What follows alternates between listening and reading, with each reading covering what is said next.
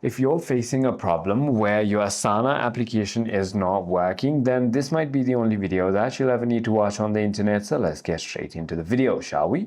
So the first thing you might want to do is simply go ahead and try to force close your Asana application and try to reopen it. However, if that doesn't work, you might also need to check for the Asana status page. Simply open any browser that you prefer using and simply go ahead and search for Asana status.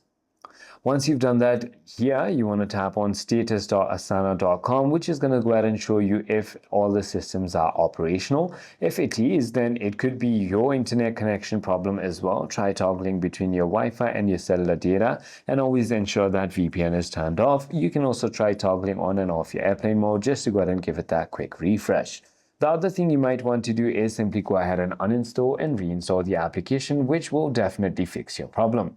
I hope this video clarifies everything for you. If you have further more queries, feel free to comment down below, and I'll see you on the next one.